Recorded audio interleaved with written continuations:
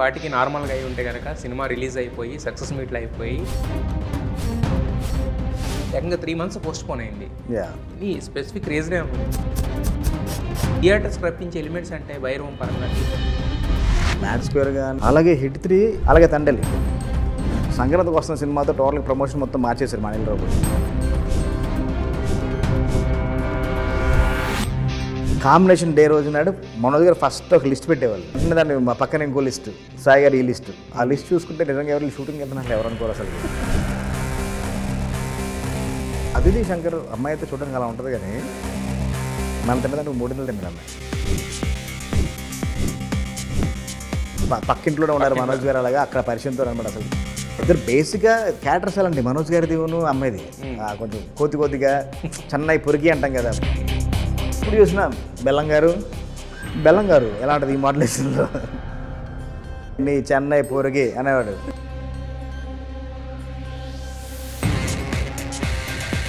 నా భైరవం సినిమా వస్తుందని చెప్పి కన్నప్ప సినిమా తీసుకున్నారని చెప్పి హీరోలు మనోళ్ళే, కానీ మొత్తం హీరోయిన్స్ అందరినీ సెటప్ అంతా బయట నుంచి. మన తెలుగులో చాలామంది హీరోయిన్లు అడిగాను, పేర్లు చెప్పకూడదు బాగోదు. 2 kids ఉంటారు, మేము అప్పుడే చేయాలండి. నిజంగా ఆ ఏజ్లో పెళ్ళి అయిపోయి ఉంటే అందుకని పెద్ద పిల్లలు ఉంటారు. Hi hello everyones, welcome to NTV. నేను తారక్. భైరవం ఈ నెల 30న థియేటర్స్లో రాబోతుంది. అయితే ఈ సినిమాకి చాలా స్పెషాలిటీస్ ఉన్నాయన్నమాట. జనరల్గా మల్టీ స్టార్ అంటే ఒక హీరో 2 హీరోలు ఉంటారు, కానీ ఇక్కడ 3 హీరోలు.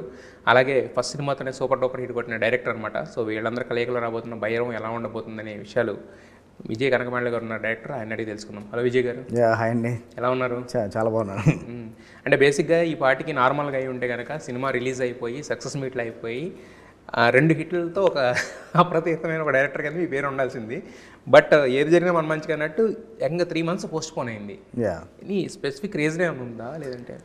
స్పెసిఫిక్ రీజన్ అంటే అందరూ తెలిసిన విషయం. ప్రజెంట్ ఇప్పుడు ఓటీటీ బిజినెస్ గురించి మీకు తెలుసు కదా.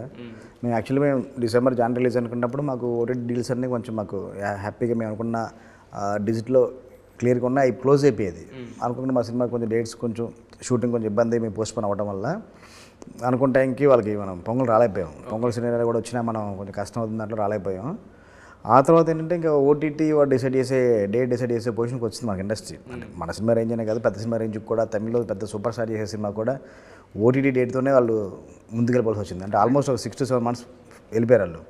తెలుగులో చదువుతున్న ఒక మల్టీ స్టార్ సినిమా కూడా ఓటీటీ డేట్ వల్ల ఒక 4 months పోస్ట్పోన్ చేసుకున్నారు. కాపీ వచ్చి 4 months అయినా కానీ పేర్లు మనం చెప్పడం ఎందుకులేండి, అన్ని చాలా ఉన్నాయి. అలాగా అంటే ఒకనాడు కాదు, అందరూ ఫేస్ చేస్తుంది. అది మా ప్రజెంట్ అది ఇది ఎంతవరకు ఉంటుంది ఏంటి అన్నది మనకి తెలియదు అది. కానీ అందులో మేము కొంచెం ఓవర్కమ్ అయ్యి మేము సినిమా కంటెంట్ చూపించుకొని ప్లాట్ఫామ్కి మా డీల్స్ అన్ని క్లోజ్ చేసుకొని అఫీషియల్గా డేట్ అనౌన్స్ చేసుకొని వస్తున్నాం. ఈ మధ్యన ఇంకొకటి కూడా ఉంది, ఓటీటీ వాళ్ళు ముందే తీసుకుంటారంటే ఆ సినిమా మీద చిన్న పాజిటివ్ బజ్ కూడా క్రియేట్ అవుతుంది జనాల్లో. అది కూడా ఒకటి వస్తుంది. లేదంటే కనుక సినిమా రిలీజ్ అయిన తర్వాత హిట్ అవ్వడం అనేది అది వేరే. అంటే 2 రకాలుగా అవుతుంది, పాజిటివ్ మైనస్ 2 అవుతుంది. ఓటీటీ తీసుకోవడం ఏమవుతుందంటే ఏ ప్లాట్ఫామ్ తీసుకున్నా ముందు మన థ్యాంక్స్ కార్డులో వెళ్ళాల్సి వస్తుంది, పోస్టర్లో వెళ్ళాల్సి వస్తుంది. ఆ లోగోస్ అరే ఇది అయిపోయినట్టుందిరా, 1 monthలోనే ఎంత వచ్చేస్తే కానీ మనం ఆ తర్వాత తీసుకొచ్చిన నాకు సినిమా కూడా రన్ అవుతుంది. అది ప్లస్ మైనస్ 2 ఉన్నాయి దేనికైనా కానీ. అయితే ఇప్పుడు ఇంతకుముందు మీరు చెప్పినట్టే 4 నెలల్లో అంటే 4 వారాల్లో వచ్చేస్తుందని చెప్పినప్పుడు ఏంటంటే థియేటర్కి తీసుకురావాలంటే జనాల్ని చాలా వావ్ ఫ్యాక్టర్లు కానీ అంటే కథ ఇవన్నీ పక్కన పెట్టేసిన ఒక్కొక్కసారి ఏంటంటే జస్ట్ లైక్ సంక్రాంతికి వస్తున్న వీటిలో మ్యాడ్ స్క్వేర్ కథ ఏమి లేకపోయినా అట్లీస్ట్ నవ్వించడం కానీ ఇలా ఏదో ఒకటి ఒక కట్టిపడేసే ఎలిమెంట్ అయితే ఒకటి ఉంటే తప్ప జనాలు బయటకు రావట్లేదు. సో దట్టు సమ్మర్ సీజన్లో కూడా చాలా సినిమాలు అంటే ఖచ్చితంగా హిట్లు అవుతాయి అనుకునే కూడా కొంతవరకు ఇదవుతున్నాయి. బట్ కానీ భైరవం మీద అయితే ఫస్ట్ నుంచి ఒక చిన్న ఫ్లేవర్ అయితే నడుస్తుంది. మరి థియేటర్స్ రప్పించే ఎలిమెంట్స్ అంటే భైరవం పరంగా మీరే అంటే ఎందుకంటే ఇప్పుడు అలా రాసుకోవాల్సి వస్తుంది కథలు. అదేనండి, అంటే కథలు రాసుకోవాలంటే ఇప్పుడు మ్యాడ్ స్క్వేర్ కానీ మీరు సంక్రాంతికి వచ్చిన ఎగ్జాంపుల్ చెప్పారు. అది ఎంటర్టైన్మెంట్ సినిమాని క్లియర్గా వాళ్ళ ప్రమోషన్స్ కూడా క్లియర్గా చెప్పారు. డెఫినెట్గా మనుషు మంచి ఓపెనింగ్ పడింది, సూపర్ హిట్ అయిపోయింది సినిమాలు. అలాగే హిట్ 3 కూడా క్లియర్గా చెప్పారు, ఇది యాక్షన్ ఫిల్మ్, ఇది యాక్షన్ ఫిల్మ్ నచ్చులో రండి అని ప్రమోషన్స్లో చాలా క్లియర్గా చెప్పారు. క్లియర్ చెప్పడంతో పాటు మీరు సినిమాకి వస్తారంటే ఎక్స్పీరియన్స్ మీరు చేయగలరని క్లియర్గా చెప్పారు ఆ ప్రమోషన్స్లో. కాబట్టి సినిమాకి మంచి ఓపెనింగ్ బట్టి పెద్ద హిట్ అయింది. అలా కోర్టు సినిమా, ఇది కోర్టు రూమ్ డ్రామా, ఒక ఇష్యూ గురించి డిస్కస్ చేస్తున్నాం నాందిలాగా అని చాలా క్లియర్గా చెప్పారు. దాన్ని మానుషి జనాలు చూసి నచ్చింది ముందుకెళ్ళింది. అలాగే తండలి, ఇది ఒక లవ్ స్టోరీ, ఒక పెయిన్ఫుల్ లవ్ స్టోరీ క్లియర్గా చెప్పారంటే అది ఎంటర్టైన్మెంట్ అవ్వచ్చు, యాక్షన్ అవ్వచ్చు, ఒక లవ్ స్టోరీ అవ్వచ్చు, ఏదైనా కానీ మా సినిమా ఇది థియేటర్లో మీరు చూడాలి అని ఆడియన్స్ మనం క్రియేట్ చేయగలిగాం ప్రజెంట్ ఉన్న మా పొజిషన్లో. ఎందుకంటే సంక్రాంతికి వస్తున్న సినిమాతో టోటల్ ప్రమోషన్ మొత్తం మార్చేశారు మా అనిల్ రావు. మా డార్లింగ్ అంటే అంటే ఎలాంటి పీక్స్కి వెళ్ళిపోయాడు. నెక్స్ట్ కూడా తను చేస్తే ఇంకా ఏ లెవెల్ ఎలా వెళ్తారని కూడా మళ్ళీ ఇలా చేయగలదు అన్న లెవెల్లో తీసుకెళ్ళిపోయాడు. ఒక టైంలో జనాలు కూడా ట్విట్టర్లో ట్వీట్లన్నీ అనిల్ రావుపూడి చాలు ఇంకా మీ సినిమాకి వస్తాం అని ఇలా ఎమోజీలు పెట్టినవి కూడా అనమాట. ఆయన తీసుకెళ్ళి అంత పెద్ద సక్సెస్ కొట్టి ఒక రీజనల్ సినిమా 300 కోట్లు చేయడం మామూలు విషయం కాదు. తన ఒక కంటెంట్తో పాటు సినిమాని మీరు చూడండి, మీరు థియేటర్కి వచ్చి చూస్తే ఎంజాయ్ చేస్తాను దాన్ని గట్టిగా బలంగా తీసుకెళ్ళగలిగాడు. అలాగే మా కంటెంట్ని 3 హీరోలు ఉన్నారు, మాది ఒక మాస్ కమర్షియల్ ఫిల్మ్ ప్లస్ ఒక మంచి ఫ్యామిలీ డ్రామా ఉంది, మంచి ఫ్రెండ్షిప్ మధ్యన బాండింగ్ ఉంది, మంచి సాంగ్స్ ఉంటాయి, నెక్స్ట్ లెవెల్ విజువల్ ఎక్స్పీరియన్స్ ఉంటుంది. ఇవన్నీ మేము జనాలకు వెళ్ళడం కోసం ఇప్పుడిప్పుడే మేము ప్లాన్స్ అన్ని చేసుకున్నాము. నెక్స్ట్ వచ్చే వీడియోస్ కూడా అలాగే వస్తాయి. డెఫినెట్గా వాటితో మేము మంచి ఓపెనింగ్ కొడతామని గట్టి నమ్మకంతో ఉన్నాం. అయితే ఇప్పుడు అంటే అనిల్ రావిపూడి ప్రమోషన్ స్ట్రాటజీని పట్టుకునేనా అంటే మీరు కూడా లేదండి, లొకేషన్లో వంటలు ఇవన్నీ లేదండి. అంటే యాక్చువల్లీ ఇది మేము షూట్ చేసినప్పుడు అక్టోబర్లో అండి. అది ఓకే ఓకే ముందే అనుకున్నారు మీరు? అక్టోబర్లో అంటే మాకు ఎవ్రీడే మేము లొకేషన్లో అలాగే మాకు జరుగుతుండేది అనమాట ఫుడ్. ఓకే ఇంటి దగ్గర అందరి ఇంటి దగ్గర క్యారెట్స్ వచ్చేవి, రోహిత్ గారు కుక్ ఉండేవాళ్ళు ఫుడ్ ప్రిపేర్ చేసేవాళ్ళు, సాయి గారికి పర్సనల్ కుక్ తన ఫుడ్ ప్రిపేర్ చేసేవారు, సాయి గారి దగ్గర క్యారెట్ వచ్చేది, మనోజ్ గారి దగ్గర కుక్ ఫుడ్ పంపించేవాళ్ళు అనమాట. ఒకరోజు ఏంటంటే రోహిత్ గారు మనోజ్ గారు అన్నారు ఈరోజు కొంచెం చిన్న మనకు లేటర్ వర్కే కదా కట్ మనం ఫుడ్ ప్రిపేర్ చేద్దాం. అప్పుడు డెసిషన్ తీసుకొని డేక్షలు మొత్తం తెప్పించేసి ఫుడ్ రెడీ చేస్తున్నారు. సరే ఇది ఒక మంచి విజువల్ కదా మనం క్యాప్చర్ చేద్దాం అనేసి మేకింగ్ కెమెరాతో పాటు ఇంకో 2 కెమెరాస్ తెప్పించి సరదాగా అది షూట్ చేసాం అనమాట. బాగుంది అనిపించింది. దీన్ని ఎక్కడ ప్రమోషన్ కానీ కింద వాడుకుందాం, ముందు షూట్ చేసేటప్పుడు అసలు ఎక్కడ లేదు అసలుకి, ఒక మంచి మెమరీ కింద పెట్టుకుందాం అనుకున్నాం. సరే బాగుంది కాబట్టి దీన్ని ప్రమోషన్ కానీ రిలీజ్ చేద్దాము అంటే మేము ఎంత కలిసి హ్యాపీగా సరదాగా సినిమా చేసాం, ఎంత కలిసి బాగుంటుంది సినిమా చేసాం ప్రేక్షకులకు మేము చెప్పాలి కాబట్టి మేము ఎంత మేము వర్బల్కి చెప్పి మేము కలిసి చేసాం చెప్పినా కానీ ప్రేక్షకులు విజువల్ చూస్తే కనెక్ట్ అది వేరే కదా. దానికి రిలీజ్ చేస్తే బాగుంది విషయంలో ఎడిట్ చేసి రిలీజ్ చేసాం దాన్ని. నిజంగా అంటే మీరు అక్కడ తిన్నప్పుడు ఎంత డెలిషియస్ ఉందో తెలియదు కానీ చూడడానికి మాత్రం చాలా డెలిషియస్. లేదండి అంటే నెక్స్ట్ లెవెల్ అండి అసలు, అంటే అమేజింగ్. అంటే ఆ బిర్యానీ మనోజ్ గారు చేసిన బిర్యానీ మాత్రం నేను ఎప్పుడు టేస్ట్ చేయలేదు. పచ్చిమిర్చి కూడా పలావ్ చేశారు ఆయన, అసలు నెక్స్ట్ లెవెల్ అసలుకి. ఎప్పుడు ఆ ఫ్లేవర్ కూడా ఎప్పుడు టేస్ట్ చేయలేదు నేను. తర్వాత ఆయన దగ్గర రెసిపీ తీసుకుని నాకు కూడా వచ్చిన ఫుడ్ కొంచెం ఇంట్రెస్ట్, కుకింగ్ కూడా ఇంట్రెస్ట్. ఆ రెసిపీ దగ్గర చెప్పండి నేను రెసిపీ ట్రై చేయాలని తీసుకున్నాను. తర్వాత ట్రై చేశాను 2 టైమ్స్, కొంచెం అటు ఇటుగా వచ్చింది. ఇంకో 3-4 టైమ్స్ చేస్తే ఆ రెసిపీ యాసిడ్ ఫ్లేవర్ వచ్చేస్తామో.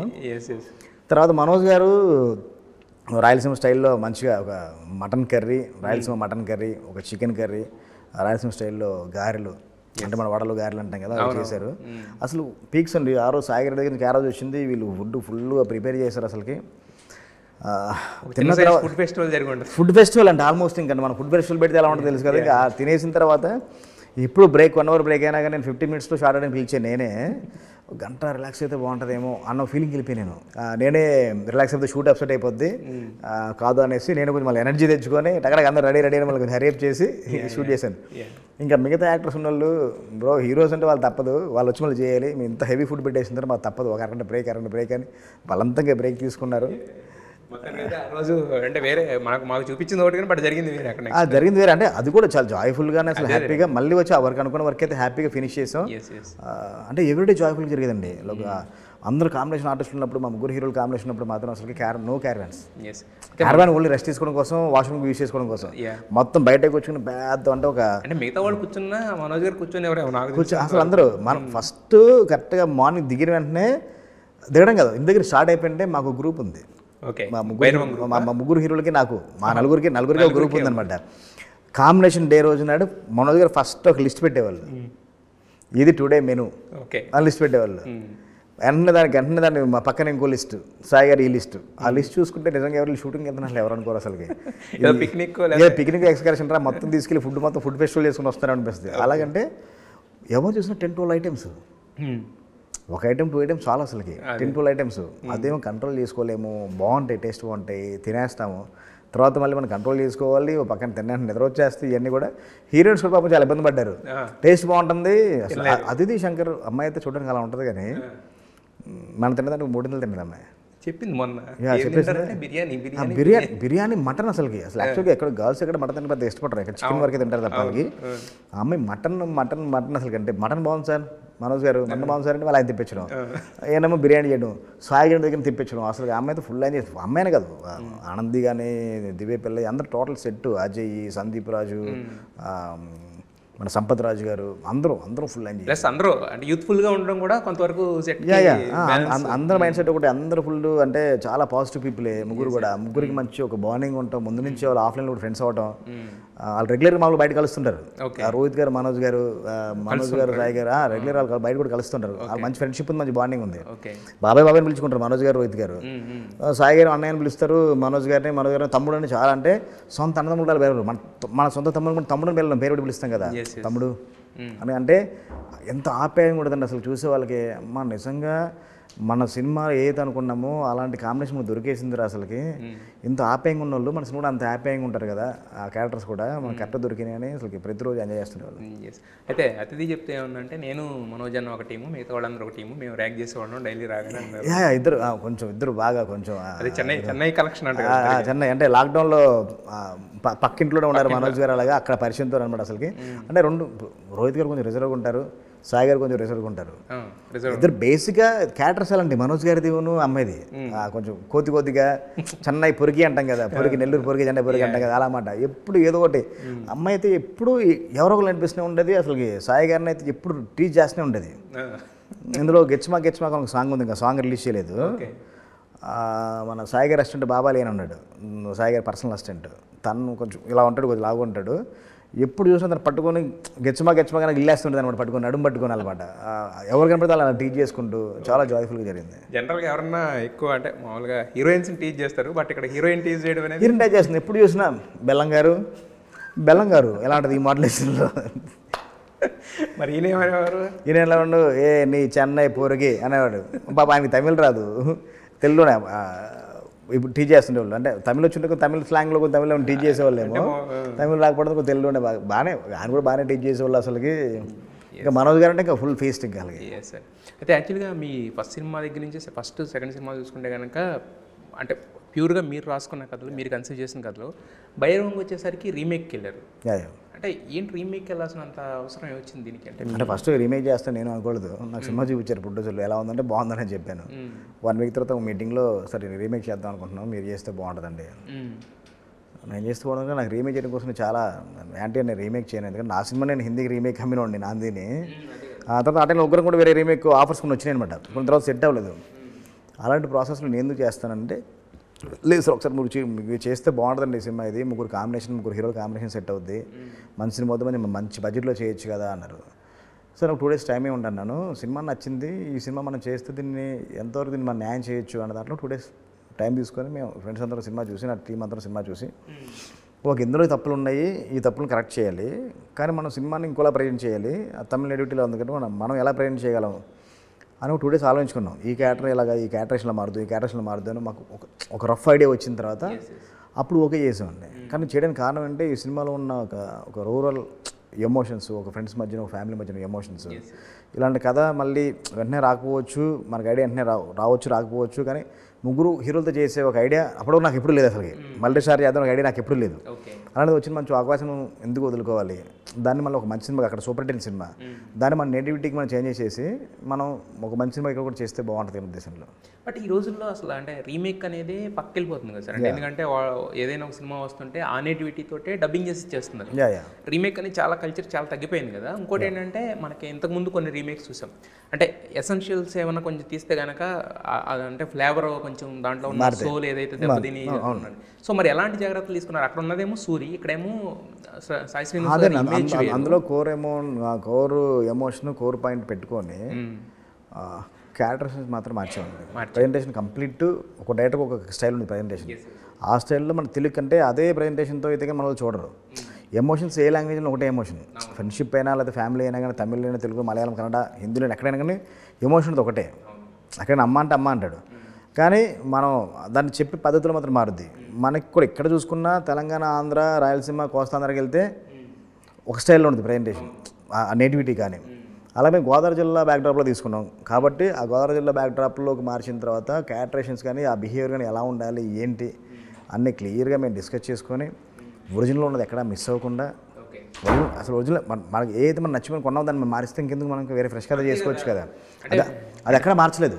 బట్ అదే నాకు అర్థం కాని విషయం ఏంటంటే హరీష్ శంకర్ గారిది మీది ఇప్పుడు మీరు చెప్పిన తర్వాత ఆయన కూడా అంతే, గబ్బర్ సింగ్ తీసుకున్నారు కానీ బట్ ఒక ఇన్హేలర్ కాస్ట్ అంతా అని త్రివిక్రమ్ గారు అన్నట్టు మరి అంటే కానీ కోర్ ఐడియా దగ్గర ఎందుకు ఆ చిన్న ఐడియా దగ్గర స్టిక్ అవడానికి మీకు అంటే రాసుకుంటే ఇంకా కోర్ ఐడియానే కదండి సినిమాలో మెయిన్ ఎమోషన్ మొత్తం మనకు ఉంటుంది కానీ మన ప్రెజెంటేషన్ మన క్యారెక్టరేషన్స్ మొత్తం మార్చుకున్నాం అంటే ఏ సినిమా అయితే చూసి మనం మనం చేద్దాం అనుకున్నామో అందులో ఉన్నది మనం మిస్ చేస్తే మొత్తం పోతుంది ఫ్లేవర్ అయిపోద్ది అందులో ఉన్న మెయిన్ కథ అయితే ఉంటుంది అది మారిపోద్ది కానీ ఆ కథని ఒక్కొక్క డైరెక్ట్ ఒక స్టైల్ ఉంటుంది మన తెలుగు ఆడిని చూసే పర్స్పెక్టివ్ వేరే ఉంటుంది కాబట్టి ఆ పర్స్పెక్టివ్ మనం బ్రెయిన్ చేసాం అంతే తప్ప ఎక్కువ మార్పులు చెప్పులు లేవు. అనిపించిందా మీకు అంటే ఈ కథను మార్చడం కన్నా కూడా సొంత కథ రాసుకోవడం బెటర్ ఏమో? ఆబ్వియస్లీ ఎప్పుడైనా సొంత కథ రాసుకోవడం చాలా ఈజీ అండి.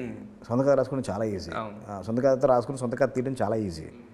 ఎందుకంటే బయట కథని మనం ఓన్ చేసుకొని బయట ఇంకో డైరెక్టర్ ఎమోషన్ ఏదైతే ఎమోషన్ చెప్పాలనుకుంటో దాన్ని మనం ఓన్ చేసుకుని తిరిగి చాలా కొంచెం కష్టమైన విషయం. అదే మిగతా మార్చినప్పుడు ఏంటంటే ఎమోషన్ మిస్ అవ్వకూడదు. ఎందుకంటే ప్రతి ఇంటర్లింక్ ఉంటుంది. ఇక్కడ ఇది బాలను మారుస్తున్నప్పుడు నెక్స్ట్ కూడా మళ్ళీ మార్చాల్సి వస్తుంది. ఆ నెక్స్ట్ మార్చి కూడా వెళ్ళిపోతుంది, మధ్యలో ఎమోషన్ మిస్ అవుతుంది. అది ఎక్కడ మిస్ అవ్వకుండా చేసుకోండి, కొత్త కథే వస్తుంది, మళ్ళీ అంత కొత్త కథే వస్తుంది. అయితే యాక్చువల్గా మనోజ్ గారు ఒక స్టేట్మెంట్ ఇచ్చారు ఆ మధ్యన, ఈ నా భైరవం సినిమా వస్తుందని చెప్పి కన్నప్ప సినిమాని పోస్ట్ చేసుకున్నారని చెప్పి. అసలు అనుకున్నారు ఎప్పుడన్నా దానికి దీనికి ఆపోజిట్ అనేది వచ్చింది ఆ డిస్కషన్? లేదంటే నా నోటీస్ లేదు. ఎందుకంటే రిలీజ్ చేయడానికి కంప్లీట్ అది ఒక ప్రొడ్యూసర్ కాలేదు, తన బిజినెస్ అయిపోయింది, రిలీజ్ డేట్ ఫిక్స్ చేద్దాం అనుకున్నారు. అలాగే ఎప్పుడు ఓటీటీ డీల్ క్లోజ్ అయితే మనం ఎడిట్కి రావచ్చు అని చాలా డేట్స్ మనం అనుకుంటాం కదా. మనకి ఫిబ్రవరిలో క్లోజ్ అయితే ఈ డేట్గా వస్తే ఆ డేట్కి వాళ్ళ కంటెంట్ కావాలి, మార్చిలో వస్తే డేట్కి వస్తే ఆ డేట్కి కావాలి. అలా అనుకున్న డేట్స్లో ఏమైనా డేట్ ఏమైనా మ్యాచ్ ఉండొచ్చు తప్ప అది మరి అది కంప్లీట్ ప్రొడ్యూసర్ కాదు. ప్రొడ్యూసర్ అయితే ఈ రోజు అలాంటి డెసిషన్ అయితే తీసుకోలేదు ఇప్పుడు. అంటే మనోజ్ గారు అంటే అంటే ఆ డేట్స్ మ్యాచ్ అవ్వడం ఒక ఆయన కన్ఫ్యూజ్ చేయలేదు, మనం ఇంకోటి తెలియదు మీడియా అలా రకింది కానీ కంప్లీట్గా అయితే కనుక ప్రొడ్యూసర్ అయితే ఈ సినిమాకి ఆ సినిమాకి అనేది ఎప్పుడైతే ఏ యాంగిల్ అయితే లేదండి అసలు. ఆయన అంటాం నా సినిమా వస్తుంది కాబట్టి విష్ణు వేరే డేట్కి వెళ్ళిపోయారు భయపడి బాగా వైరల్ అయింది. ఏమన్నా అనుకున్నారా అనేది అడుగుతాను. లేదండి, అనుకుంటే చెప్పేవాళ్ళం అసలు. అంటే ఒక్క సినిమాతో పోటీ మనం ఎప్పుడు అనుకోలేదు. మనకి డీల్ క్లోజ్ అయిపోతే మనం ఒక మంచి డేట్ చూసుకుని వేద్దాము, మనకి అపోజిషన్ ఏదో వస్తుందో చూసుకొని అది మన జోనరా డిఫరెంట్ ఉంటాయి కానీ మనం ముందుకు వెళ్దాం అనుకున్నాం తప్ప ఒక్క సినిమా ఎప్పుడు అనుకోలేదు. ఇప్పుడు 30 తారీఖు కూడా మేమైతే వేరే సినిమాలు వస్తున్నాయని అంటున్నారు కానీ అంటే మన జోనర్ వేరు ఆ జోనర్ వేరు కాబట్టి మనం హ్యాపీగా మన సినిమా సర్వేలో వద్దు అని ఒక నమ్మకంతో ఉంది. Yes sir. అయితే యాక్చువల్గా జనరల్గా ఇలాంటి మీరు అన్నట్టు ఒక విలేజ్ బ్యాక్డ్రాప్లో ఒక యాక్షన్ కమ్ ఎమోషన్ అన్నప్పుడు ఏంటంటే హీరో ఎంట్రీస్కి వీటన్నిటికి కూడా విజిల్స్ పడతాయి. యాక్చువల్గా ఒక హీరో ఎంట్రీ ఉంటేనే ఒక గ్రాండియర్ ఉంటుంది. మరి మీ ముగ్గురు హీరోలు కూడా ఏంటంటే వాళ్ళకంటూ వాళ్ళ ఇమేజెస్ ప్రకారం ఒక ఇదిలో ఉన్నవాళ్ళు కదా. సో మరి ఎలా ఉండబోతున్నాయి వాళ్ళ ఇంట్రడక్షన్ ఎపిసోడ్? అదే డెఫినెట్గా ముగ్గురు ఇంట్రోకి ముగ్గురు ఫ్యాన్స్ నుంచి అక్కడికే సాటిస్ఫై అయిపోతారు, ఇంట్రోస్గా సాటిస్ఫై అయిపోతారు. అంటే ఆ రేంజ్లో ఉంటాయి, అంత బలంగా ఉంటాయి ఇంట్రోస్ కూడా. ఒక గుడ్ కాజ్ కోసం ఉంటే ఇంట్రో కూడా అంత బలంగా ఉంటాయి. అక్కడే ఫ్యాన్స్ ఫీస్ట్ అయిపోతారు. అక్కడి నుంచి ఎవ్రీ సీన్కి నేను ఇందాక చెప్పినట్టు కూడా ఇప్పటికీ థియేటర్లో మనకి పేపర్స్ తీసుకెళ్ళి ఇవన్నీ పర్మిషన్స్ లేవు కాబట్టి ఉంటే కనుక ఈచ్ అండ్ ఎవ్రీ సీన్కి ఫ్యాన్స్ ఫీస్ట్ అండి డెఫినెట్గా. బట్ మీరు చెప్పినట్టు ఆ ఎమోషన్ అనేది ఏంటంటే ఇంటర్వెల్ బ్లాక్ అంటే ఒరిజినల్లో చూసుకున్న ఇంటర్వెల్ బ్లాక్ క్లైమాక్స్ అనేవి ఆగిపోతాయి సినిమాకి. సో మరి అవి మీరు మార్చామంటున్నారు, ఒక రేంజ్ అంటున్నారు, ఎలా ఉండబోతున్నాయి ఆ రెండు ఎమోషన్స్? అక్కడ ఇంటర్వెల్ వరకే ఉండొచ్చు అంతే ఒరిజినల్లో. కానీ మేము తెలుగులో దాన్ని చాలా ఎన్హాన్స్ చేసాం. జయసూర్య గారితో డ్రామా కానీ మిగతా ఆ ఫ్యామిలీస్ మధ్యన రోహిత్ గారి వైఫ్ క్యారెక్టరు, దివ్య పిల్లై, మనోజ్ గారి వైఫ్ క్యారెక్టర్ ఆనంది, వీళ్ళందరి మధ్య డ్రామా చాలా ఎన్హాన్స్ చేశాను అనమాట. చాలా బ్యూటిఫుల్ డ్రామా వచ్చింది, బ్యూటిఫుల్ ఎమోషన్స్ వచ్చినాయి. అక్కడ సీన్స్ అలాగే ఉంటనిపిస్తాయి, తమిళ సీన్ లాగా అనిపిస్తూ ఉంటుంది కానీ ప్రెజెంటేషన్ మారిపోద్ది, అందులో ఉన్న కంటెంట్ జిస్ట్ మారిపోద్ది అనమాట. ఓవరాల్గా కథలో ఏది ఇంటర్లింక్ జరిగే డిస్కషన్ అదే ఉంటుంది ఆ సీన్లో, కానీ టోటల్ సీన్ ప్రజెంటేషన్ టోటల్గా చేంజ్ చేసాం అనమాట. కరెక్ట్గా సినిమా అంటే ఈ టైం నుంచి సినిమా ఎత్తుకుంటుంది, ఈ టైం సినిమా ఎత్తుకుంటుంది. కానీ ఇప్పుడు మన సినిమా స్టార్ట్ చేసిన ఒక 5-6 మినిట్స్లో మన ఆడియన్ హుక్ చేయకపోతే ఎవడో చూడలేదు. 5-6 మినిట్స్కి కథ స్టార్ట్ అయిపోద్ది, అక్కడి నుంచి హీరోలు ఎంట్రీలు స్టార్ట్ అవుతూ ఉంటాయి, వీళ్ళకి మూమెంట్ స్టార్ట్ అవుద్ది. కరెక్ట్గా 20-21 మినిట్ నుంచి ఇంకా అక్కడి నుంచి వెళ్తూ ఉంటుంది. కరెక్ట్గా ప్రీ ఇంటర్వల్ 14-15 మినిట్స్ ఉంటుంది ఇంటర్వల్ ఎపిసోడ్. దాని ముందు నుంచి ఇంటర్వల్ 3 స్టార్ట్ అవుద్ది, ఒక యాక్షన్ బ్లాక్. డెఫినెట్గా అంటే చాలా పెద్ద సెట్ వేసి చాలా పెద్ద జాతర సెట్ వేసి చేసాం, చాలా హ్యూజ్గా చేసాం అనమాట. ఒక నెక్స్ట్ లెవెల్ వైబ్ ఉంటుంది. అక్కడి నుంచి టువర్డ్స్ క్లైమాక్స్ వరకు సినిమా సీట్ ఎడ్జ్ మూమెంటే ఉంటుంది. సెకండ్ హాఫ్లో మిడిల్లో ఒక 12 మినిట్స్ హెవీ ఎమోషన్ బ్లాక్ ఉంటుంది. అక్కడ తప్ప ప్రతిదీ మాత్రం ఆర్ఆర్ టెంపోతో అలా వెళ్తూ ఉంటుంది, సీట్ ఎడ్జ్ మూమెంటే ఉంటుంది. సో మొత్తానికి అంటే ఒక ఫీస్ట్ అనేది డెఫినెట్లీ ఫీస్ట్. చెప్తుంటే యాక్షన్ బ్లాక్స్ అలా ఉంటాయని కాదు, అక్కడ ఆ మూడుకి సీన్కి ఎంత కావాలని మాత్రం యాక్షన్ మాత్రం కొంచెం హెవీనే ఉంటుంది సార్. అంటే ప్రతిసారి 100 మంది నరకక్కర్లేదు, కరెక్ట్గా మూమెంట్ చూసి ఒక్కరిని వేసినా కూడా అది నెక్స్ట్ లెవెల్ ఆ ఇంపాక్ట్ వేరే ఉంటుంది. ఆ ఇంపాక్ట్ మాత్రం క్రియేట్ చేసాం. లేదు డెఫినెట్గా అంటే ఒరిజినల్ కన్నా యాక్షన్ బ్లాక్స్ చాలా హెవీ ఉంటాయి. అయితే ఈ ముగ్గురు చూస్తుంటే మీరు అన్నారు ఇంతకుముందు వీళ్ళ మధ్య ఉండే బాండింగ్ బాబాయ్ అని లేకపోతే బాబాని ఇలా పిలుచుకుంటూ ఉంటారు కదా. సో మరి ఇదేమో కంప్లీట్గా యాక్షన్ అండ్ ఈ డ్రైవ్లో వెళ్తుంది. మరి అంటే కామెడీ కూడా ఏమైనా ఉంటుందా, కామిక్ టైమింగ్ ఏమైనా ఉంటుందా, వాడే జాయ్ఫుల్గా ఉంటుందండి. ఎప్పుడైతే అంటే వాళ్ళ మధ్యన ప్రాబ్లమ్స్ వచ్చేంతవరకు కథలోంచి ట్విస్టులు టర్నింగ్ అయిపోయేంత వరకు కూడా చాలా జాయ్ఫుల్గా ఉంటుంది. అందుకే జాయ్ఫుల్గా ఒక సాంగ్ కూడా షూట్ చేసాం, మనం రిలీజ్ చేసాం ఆల్రెడీ, ఫ్రెండ్షిప్ సాంగ్. అంటే వాళ్ళ ఫ్రెండ్షిప్ ఎంత స్ట్రాంగ్, వాళ్ళు ఎంత ఉండాలనుకుంటున్నారు, వాళ్ళ వైఫ్స్ వీళ్ళందరినీ ఎలా చూడాలనుకుంటున్నారు మాత్రం అంత క్లియర్గా ఆ సాంగ్లో చెప్పానమాట. దానికి భాస్కర్ భట్ల గారు అద్భుతం లిరిక్స్ రాశారు. అంటే సొంత అన్నదమ్ములైనా మనలాగా ఉండగలరా కట్టెగాలి వరకు, అంటే చచ్చిపోయే వరకు కూడా సొంత అన్నదమ్ములు మనలాగా ఉండలేరా, మన వాళ్ళ లైఫ్ లాగా ఉందామరా అనుకునే క్యారెక్టర్స్ అనమాట. దానికి సపోర్టివ్గా ఇద్దరు వైఫ్లు, రోహిత్ గారి వైఫ్, మనోజ్ గారి వైఫ్ కూడా సపోర్టివ్గా పాడే లిరిక్స్ ఉంటాయన్నమాట. దాంతోపాటు ఆ ఫ్యామిలీ ఎమోషన్తో పాటు ఆది శంకర్తో లవ్ ట్రాక్ చాలా జాయ్ఫుల్గా ఉంటుంది.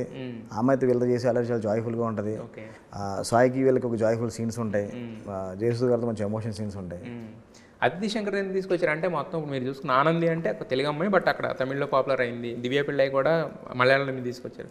అంటే ఏంటి హీరోలు మనోళ్ళే కానీ మొత్తం హీరోయిన్స్ అందరినీ సెటప్ అంతా బయట నుంచి రీజన్ దివ్య పిళ్ళై క్యారెక్టర్ ఇక్కడ చాలా మందిని అడిగాను నేను. మన తెలుగులో చాలా మంది హీరోలు అడిగాను, పేర్లు చెప్పకూడదు బాగోదు. లేదండి అంటే ఆ సినిమాలో 2 kids ఉంటారు, మేము అప్పుడే చేయమండి.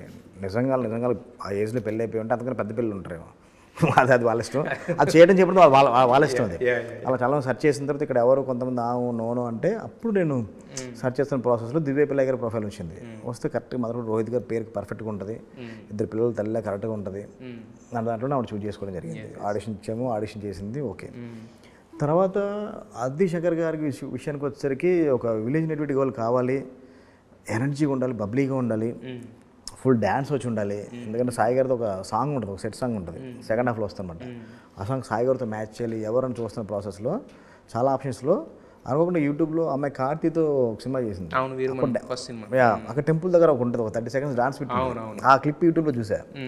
ఎవరైనా సెర్చ్ చేస్తే అమ్మాయి ఆది శంకర్ ఏమో గనీ సినిమా ఆడియో ఫంక్షన్లో సాంగ్ పాడింది కదా, శంకర్ గారి డాక్టర్ అమ్మాయి యాక్టర్స్ కూడా ఓకే అని అప్పుడు అమ్మాయి కాంటాక్ట్ చేసి కథలో ఉన్న చేంజెస్ అవన్నీ చెప్పి అంటే అప్పుడు అమ్మాయి ఓకే చేసింది. అయితే యాక్చువల్గా సార్ అంటే ఒక్క హీరోని అంటే ఆ ఇమేజ్ని పట్టుకుని మనం ఎక్కడెక్కడ ఏం చేంజెస్ చేసుకోవచ్చో, అంటే వాళ్ళ ఫ్యాన్స్ ఎలా రియాక్ట్ అవుతారో దాన్ని బట్టి కథను డిస్టర్బ్ చేయకుండా వెళ్ళొచ్చు. బట్ ముగ్గురు ఫ్యాన్స్ని సాటిస్ఫై చేయాలి. ఎక్కడ ఎవరి క్యారెక్టర్ డామినేట్ చేసినట్టు ఉండకూడదు. ఎంత ఒక రకంగా కత్తి మీద సామె. అంటే మీరు లొకేషన్కి వెళ్ళిన తర్వాత ఈ వంటలు ఇవన్నీ పక్కన పెడితే, బట్ కథ డైరెక్టర్గా అదొక ప్రెజర్. తర్వాత ఏంటంటే ముగ్గురు హీరోలని మీరు ఒక పెద్ద బడ్జెట్, ఒక పెద్ద సెటప్, పెద్ద రెస్పాన్సిబిలిటీ బేసిక్గా. సో మరి ఎలా బ్యాలెన్స్ చేసుకున్నారు వీటన్నిటిని? అంటే కథలో ముందు నుంచి మనం ఏ క్యారెక్టర్ ఎంతవరకు పరిధిలో యాక్ట్ చేయాలి, ఎంతవరకు ఆ స్క్రీన్ లెంత్ ఉండాలి, ఎంతవరకు ఆ క్యారెక్టర్ని బిల్డ్ చేయాలి, మన స్క్రిప్ట్లోనే ముందు మనం కరెక్ట్గా మనం ఫిక్స్ అయ్యాం కాబట్టి ఇబ్బంది రాలేదు. ఈ క్యారెక్టర్ ఎంతవరకు డ్రైవ్ చేయాలి, అక్కడి నుంచి ఈ క్యారెక్టర్ డ్రైవ్ చేయాలి, అక్కడి నుంచి ఈ క్యారెక్టర్ డ్రైవ్ చేయాలి. ఇప్పుడు రోహిత్ గారు, మనోజ్ గారు, సాయి గారు వీళ్ళు గారు కనపడాల్సింది. ఒక గజపతి వర్మ, ఒక వరద, ఒక సీను, ఈ క్యారెక్టర్స్ కనపడాలి. ఆ క్యారెక్టర్స్ కథకి ఎంతవరకు అవసరమో అంతవరకు ఎన్హాన్స్ చేసుకుంటూ వెళ్ళామండి. సో ముందు అందరికీ అంటే నెరేషన్ అనేది అందరికీ మొత్తం టోటల్ అంటే ఒరిజినల్ స్క్రిప్ట్ ఇది కదా, ఒరిజినల్ సినిమా అందరూ చూశారు, ఒక మనోజ్ గారు తప్ప. మనోజ్ గారు మొత్తం సినిమా చూడడం, నాకు తమిళ వర్షన్ నేరేషన్ ఇవ్వండి, తెలుగు మీరు ఏం చేశారు నేరేషన్ ఇవ్వండి అన్నారు. అంటే ఆయనకి అలా ఇచ్చాము, ఆయన హ్యాపీ. తమిళ ఇలా ఉందని మనం తెలుగుకి ఇలా అనుకుంటున్నాం అని చెప్పిన తర్వాత ఓకే బాగున్నాయి, మొత్తం అన్నీ చేంజ్ చేస్తాం, మనం అవసరం విందాం అన్నారు. అలా సాయి గారికి చేంజ్ చేసి చెప్పాము, అలా రోహిత్ గారికి కూడా సినిమా చూసిన తర్వాత మనం చేంజ్ చేసి చెప్పాము. వాళ్ళు ఫుల్ హ్యాపీ. ఎక్కడ మాకు తగ్గింది, మాకు పెరిగింది అని ఏమీ లేదు, కథకి ఎంతవరకు కాలంతవరకు పర్ఫెక్ట్ ప్రాపర్గా చేశారని ముగ్గురు ఫుల్ హ్యాపీ. అయితే సాయి గారికి చాలా అంటే వచ్చిన గ్యాప్ తర్వాత వస్తున్నారు కదా మళ్ళీ రీఎంట్రీ లేగా, అంటే ఆయనకున్న ఇమేజ్ తెలుసు. సో ఇది ఇమేజ్ మేక్ ఓవర్ లేగా ఉంటుందా, లేదంటే కనుక ఆయనకు ఇప్పటివరకు ఏదైతే ఉందో? లేదండి, డెఫినెట్ ఇమేజ్ మేక్ ఓవర్లో ఉంటుంది. ఎందుకంటే ఆయన కథలో రివోల్ట్ అయ్యేంత వరకు కూడా చాలా కొత్త సాయి గారిని చూస్తారు. రివోల్ట్ అయ్యి కూడా చాలా ఎమోషనల్గా యాక్షన్స్లో కూడా చాలా కొత్త సాయి గారిని చూస్తారు. ఆ ముందు నుంచి కూడా బ్రో యాక్షన్ సీక్వెన్స్ కూడా నాకు రెగ్యులర్గా నేను చేసినట్టు వద్దు బ్రో అంటే, నా 2 films చూసాక బ్రో యాక్షన్ ఎలా ఉందో అలాగే కొత్తగా చేద్దామని యాక్షన్లో కూడా చాలా కొత్త సాయి గారిని చూస్తారనమాట. ఓకే, అంటే బేసిక్గా ఎక్కడ గుడి అది ఇది చూపిస్తున్నారు కదా, అంటే ఏమన్నా ఆ ఎలిమెంట్స్ కూడా మైథలాజికల్ ఎలిమెంట్స్ ఏమన్నా ఉందండి. ఒక గుడికి సంబంధించిన ఒక ల్యాండ్ గురించి సినిమాలో ఒక ఇష్యూ నడుస్తూ ఉంటుంది, దాని గురించి కథ రన్ అవుతూ ఉంటుంది. దానికి చిన్న ఒక మైథలాజికల్ సెటప్, ఒక లింక్ ఉంటుంది, హీరోకి ఆ గుడికి సంబంధించిన ఒక లింక్ ఉంటుంది అనమాట. ఎక్కువ అడిగినా కూడా మొత్తం కథ లీక్ ఏం చెప్పారని ఒకసారి అక్కడ చూస్తేనే ఇది ఉంటుంది. అయితే లాస్ట్ టైము నాగ చైతన్య గారు మీ గురించి మాట్లాడుతూ విజయ్కి నాకు మంచి ట్రావెల్ ఉందని చెప్పారు. నాగ చైతన్య గారితో ఏంటంటే మీ ట్రావెల్? ముందు నాంది అయిపోయిన తర్వాత నాకు కాల్ చేశారు, మీతో ఎలాగైనా సినిమా చేద్దాం అన్నారు. కలిసాము, మీటింగ్స్ వేసుకున్నాము, కథ అనుకున్నాము, ఇండోర్ ట్రావెల్ అయ్యాము. లాస్ట్ మినిట్లో అంటే కొంచెం ఆ క్లైమాక్స్ విషయంలో నేను ఆయన సాటిస్ఫై చేయలేకపోయాను, చైతన్య గారిని. నేను అనుకున్న పర్స్పెక్టివ్ ఆయన పర్స్పెక్టివ్ మ్యాచ్ అవ్వలేదు. వచ్చినప్పుడు నేను సాటిస్ఫై చేయలేకపోయాను, కుదరలేదు అనమాట. అప్పుడు అది ఇప్పటికీ ఎప్పుడు కలిసినా బాగా మాట్లాడతారు. ఇప్పటికీ టైజర్ ట్రైలర్స్ వచ్చినా కానీ నేను మెసేజ్ అని రిప్లై ఇస్తారు. ఆయన నేను చేసినా కానీ మంచి కథ రెడీ చేసి సినిమా చేస్తుంటారు. మాతో సినిమా చేయాలని ఉంది, కానీ ఇంకా ఆ వేవ్ మ్యాచ్ అవ్వట్లేదు. మ్యాచ్ అయినప్పుడు కంపల్సరీ సినిమా ఉంటుంది. నరేష్ గారు మీ ఫేవరెట్ హీరో, 2 సినిమాలు బ్యాక్ టు బ్యాక్ చేశారు. మళ్ళీ ఏమైనా ఉంటుందా నరేష్ గారు? డెఫినెట్గా అండి. మనం బ్యాక్ టు బ్యాక్ చేసినప్పుడు కొంచెం గ్యాప్ తీసుకొని చేద్దాం అనుకుంటున్నాం. నరేష్ గారు వేరే సినిమాలతో బిజీగా ఉన్నారు, నేను కూడా కొంచెం వేరే సినిమాలు చేసి డెఫినెట్గా అంటే మళ్ళీ అంత బలమైన కథ దొరకాలి. నాంది ఒకరిని చేసినంత స్ట్రాంగ్ కథ దొరకాలి. మనం కొత్తగా మళ్ళీ నరేష్ గారిని ప్రేమ చేయగలగాలి. ఎందుకంటే మనం మూడోసారి మళ్ళీ కాంబినేషన్ చేస్తామంటే 2 హిట్ల తర్వాత మళ్ళీ మూడోసారి మళ్ళీ ఆయనతో హ్యాట్రిక్ కొట్టాలి అంటే ఒక కొత్త ఎవరు ఎక్స్పెక్ట్ చేయలేదు కథలో ఉండాలి. దానికోసం వెయిటింగ్. మరి ఈ సినిమా మీ హరిశంకర్ గారు ఏమన్నారు? భైరవం ట్రైలర్ కానీ ఇవి కానీ చూసి చూసాను. అంటే ఎప్పుడూ శిష్యుడు ఏం చేసినా గురువుకి బాగా నచ్చుద్ది. నాకు నాన్న దగ్గర చాలా అప్లాస్ ఉన్నాయి. తను అంటే నన్ను నాతో మాట్లాడుతుంటే చాలా లో యాంగిల్లో తీసుకొచ్చి అలా పెడతారనమాట. వాళ్ళకి నా స్ట్రెంత్ డైలాగ్స్ అది ఇది, నువ్వు అసలు నీ మేకింగ్ స్టైల్ నాకు చాలా ఇష్టం, నువ్వు సినిమా ప్రేమ్ చేసే విషయం చాలా ఇష్టం అనేసి చాలా ఎంకరేజింగ్ ఉంటుంది. ఆయనతో మాట ప్రతిసారి అమ్మ నాతో తోపులేడేమో అనుకున్న ఫీలింగ్ క్రియేట్ చేస్తారు ఆయన మాత్రం. అసలు అంత కాన్ఫిడెన్స్ ఇస్తారు అనమాట వాళ్ళకి. మనం ఎవరిని హ్యాండిల్ చేయొచ్చు, సినిమా మనం చాలా ఎరక్కొట్టేయచ్చు, ఆ కాన్ఫిడెన్స్ అయితే ఆయన దగ్గరికి వెళ్ళొచ్చే వస్తుంది మనకి. అయితే ఇది ఆల్రెడీ ప్రొడక్ట్ రెడీ అయిపోయి 3 months అయింది కదా. ఒక ఫిల్మ్ మేకర్ కింద నాకు తెలిసి 3 months నుంచి మీరైతే ఖచ్చితంగా ఖాళీగా ఉండరు. నెక్స్ట్ ఆల్రెడీ జరుగుతున్నాయా? స్క్రిప్ట్స్ అయితే రెడీ చేసుకున్నాము, స్క్రిప్ట్లు అయితే రెడీగా ఉన్నాయి. చూడాలండి సినిమా రిజల్ట్ తర్వాత, రిజల్ట్ని బట్టి మనం హీరోస్ని ఏం చేయాలి, వచ్చే రిజల్ట్ని బట్టి ఆరెంజ్ హీరోని ఏం చేయాలి. మీరు ఎప్పుడు చేసినా అంటే హానెస్ట్గా చేస్తారు. వర్క్ అనేది హానెస్ట్గా చేసినప్పుడు ఏంటంటే దాని రిజల్ట్ అనేది కూడా అలాగే ఉంటుంది. ఇంతకుముందు మీ 2 సినిమాలతో కూడా అదే కనపడుతుంది. నేను అన్నది భైరవం ఫస్ట్ ఏదైతే టీజర్ రిలీజ్ చేశారో అక్కడి నుంచి ఒక వైబ్ అనేది ఉంది. ఆ వైబ్ కూడా రోజు రోజుకి పెరుగుతూ వెళుతుంది. ఖచ్చితంగా 3 హీరోలు చూస్తుంటే ఇక్కడ ఒక పండగలాగా ఉంది పోస్టర్. సో థియేటర్లో ఆ పండగ 10ంతలు అవ్వాలని చెప్పి, భైరవం ఒక బ్లాక్ బస్టర్ హిట్ అవ్వాలని చెప్పి, నెక్స్ట్ మరొక పెద్ద హీరోతో మళ్ళీ ఇంకో సినిమా చేయాలని మనస్ఫూర్తి కోరుకుంటానండి. Wish all the best Vijay గారు. Thank you so much.